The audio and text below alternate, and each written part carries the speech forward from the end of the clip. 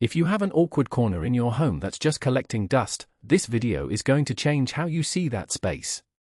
By the end of the weekend, you could have a cozy, built-in looking reading nook that cost you under $150 and required nothing more than a few hand tools you probably already own. This is a beginner-friendly project. You do not need to know how to use a drill, a saw, or any power equipment. If you can follow directions and spend a Saturday afternoon focused, you can pull this off.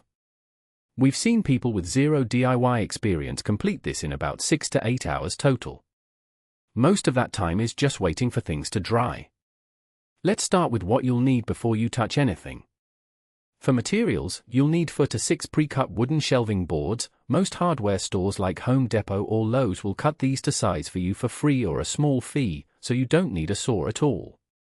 You'll also need a sheet or two of 1-inch foam cushion, which you can find at fabric or craft stores.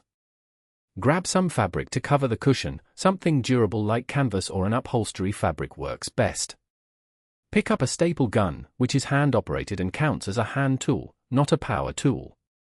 You'll also want heavy-duty L-brackets, wall anchors appropriate for your wall type, a hand screwdriver or a ratchet screwdriver, a measuring tape, a pencil, a level, sandpaper in about 120 grit, and your choice of paint or wood stain.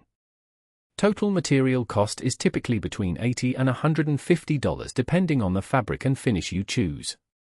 The lumber and brackets are the biggest expenses, usually around $60 to $70 combined. Now let's talk about choosing your spot. The ideal reading nook location is a corner or alcove that's at least 3 feet wide and 4 feet deep. Under a staircase works beautifully. So does a wide window bay, a bedroom corner, or even a hallway alcove. You want a spot that already feels enclosed on at least 2 sides. That natural sense of shelter is what makes a nook feel like a nook. Check for any electrical outlets or vents in that area before you plan anything, and make sure you know whether your walls are drywall over studs or something else, because that affects which wall anchors you'll use. Once you've picked your spot, measure carefully. Measure the width of the space at floor level, at mid-height, and again near the top. Walls are not always perfectly parallel, especially in older homes. Write all of this down. When you take your boards to the hardware store to be cut, give them the smallest measurement, that way the boards will fit without force. With your boards cut and in hand, the first thing to do before any installation is sanding and finishing. Lay your boards flat on a drop cloth and sand all surfaces lightly with the 120 grit sandpaper. You're not trying to reshape the wood, just smooth any rough mill marks. Wipe the dust off with a slightly damp cloth and let it dry. Then apply your paint or stain. 2 thin coats are better than 1 heavy coat. Let each coat dry fully. This step takes patience, but it is so worth it. Doing the finish work before installation is 10 times easier than trying to paint around brackets on a wall. While your boards are drying, go ahead and build your cushion. Lay your foam out and cut it to match the seat board dimensions. A sharp kitchen knife or box cutter works fine for foam. Then lay your fabric face down on a clean floor, place the foam on top, then the board on top of that. Pull the fabric up and over the edge of the board and staple it to the underside, working from the center of each side outward. Pull the fabric snug but not so tight it distorts the foam. At the corners, fold the fabric like you're wrapping a gift and staple it flat. This does not need to be perfect because the underside of the seat never gets seen. Now it's time to install. Start with the seat platform. That's the main horizontal board that you'll sit on. Decide on your height. Standard bench height is about 17 to 18 inches from the floor. Mark a level line on your walls at that height using your measuring tape, pencil, and level. A cheap bubble level from the dollar store is completely fine for this. Place your L-brackets along that line, space them every 16 inches for solid support. Use your wall anchors here if you're not hitting studs. Screw the brackets in by hand with your ratchet screwdriver. Then set the seat board on top of the brackets and screw it down from above through the bracket holes. That seat isn't going anywhere. Next, add your side shelves or back shelves if your design includes them. These follow the same process. Mark a level line, install brackets, attach boards. If you want a built-in bookshelf feel on one side, simply add 2 or 3 horizontal shelves on the wall beside the seat at whatever heights work for your books or decor.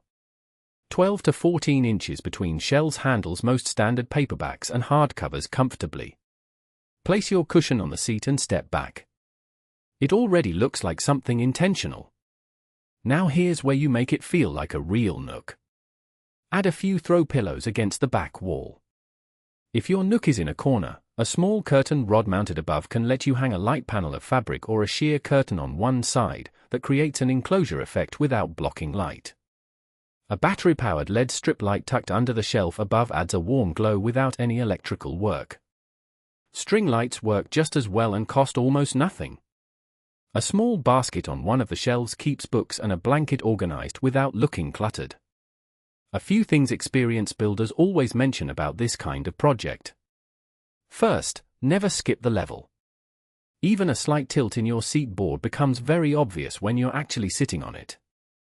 Second, if your walls are plaster rather than drywall, use toggle bolts instead of standard drywall anchors. They hold far better in plaster. Third, if you have kids using this Nook, add a small lip board along the front edge of the seat to keep the cushion from sliding out. You can attach it with the same bracket and screw method, no power tools required. Let's do a quick recap of what you did this weekend.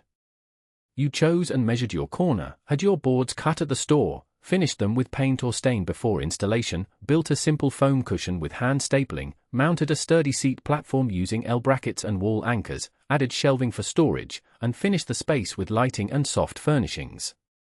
That is a genuinely useful, good-looking home improvement done with hand tools, a staple gun, and a free afternoon. Total time is 6 to 8 hours including drying time. Skill level is true beginner. Total cost is $80 to $150. This is one of those projects that makes a space feel like a home. If this helped you, subscribe to Home How To for a new practical guide every week. We cover real projects for real people, no experience required.